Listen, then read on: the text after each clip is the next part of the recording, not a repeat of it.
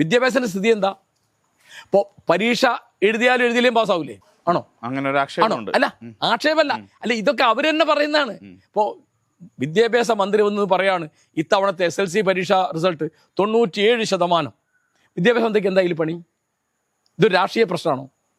പരീക്ഷ എഴുതിയവനും എഴുതാത്തവനും മാർക്ക് കൊടുത്ത എഴുതിയവനും നിങ്ങൾ വിലകെട്ടവനാക്കിയില്ലേ? അയാൾ പഠിച്ചത് എന്താ അർത്ഥം?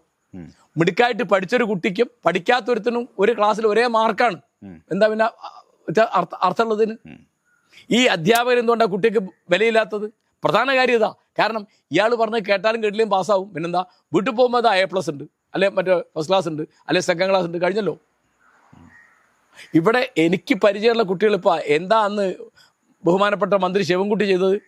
DPI ഒരു മീറ്റിങ്ങിൽ പറഞ്ഞത് പുറത്ത് വന്നത് എങ്ങനെയെന്ന് അന്വേഷിച്ച്, അല്ലാതെ അയൽവക്കത്തുള്ള 10 A+ കിട്ടിയ കുട്ടികളെ പിടിച്ചിരുത്തിയിട്ട് കേട്ടെഴുത്ത് കൊടുക്കാൻ വേണ്ട. അതല്ലേ അന്വേഷണം എന്ന് പറയുന്നത്.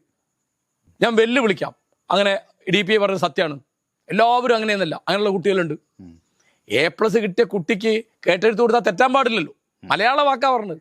പിന്നെ മലയാള അക്ഷരമാല പഠിപ്പിക്കില്ല, ഇംഗ്ലീഷ് അക്ഷരമാല പഠിപ്പിക്കും, അറബി അക്ഷരമാല പഠിപ്പിക്കും, ഹിന്ദി പഠിപ്പിക്കും, സംസ്കൃതം പഠിപ്പിക്കും, മലയാളം പഠിപ്പിക്കണ്ട.